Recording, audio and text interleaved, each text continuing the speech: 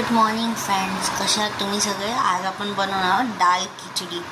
त्यासाठी मी तुम्हाला काही रेसिपी दाखवणार आहे. घरगुतीच आहे. आज खूप कंटाळा आला आहे याच्यासाठी, त्यामुळे आज आपण डाळ खिचडी बनवतो. सेकंड रिझन हे पण आहे की आज पावसासारखं वातावरण आहे, म्हणून मला आज खरंच मूड नाही की आज आपण काय तर गरम गरम मस्तपैकी खावं. त्यापेक्षा आज डाळ खिचडी बनवूया. So let's begin. असं एक बाउल घेतलेला आहे, प्लस 1 वाटी मी तांदूळ घेतले. ओके. सो नेक्स्ट आपण घेतले ह्या थोड्याशा मिक्स डाळी. ह्याच्यात आहे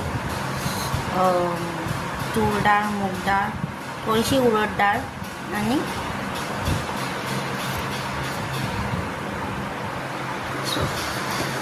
आपण तांदळात टाकतो 1 वाटीचा ना.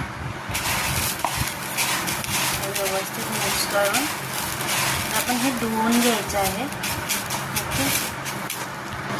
आपण हे व्यवस्थित धुवून थोडंसं पाणी याच्यात हे करून सोक करायला ठेवायचं 10-15 मिनिटं, जास्त नाही.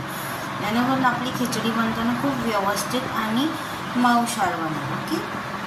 आपण पुढची तयारी बघूया.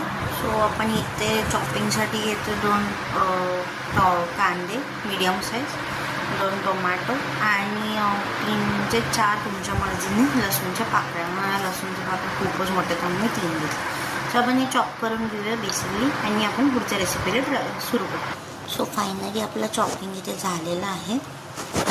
मी घेतली असं कुकर घेतलं. आपण आता फ्लेम ऑन करून गरम होऊन द्यायचं व्यवस्थित.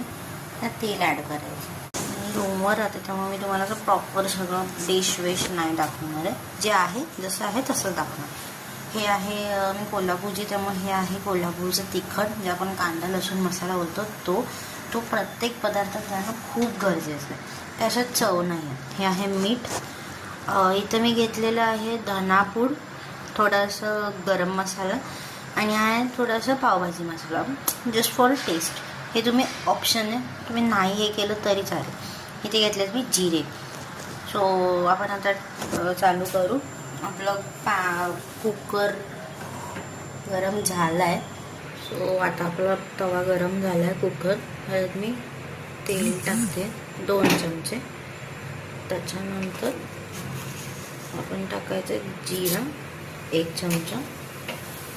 फ्लेम खूप स्लो होतं, हाय करून घेते मी. जिरे असे मस्त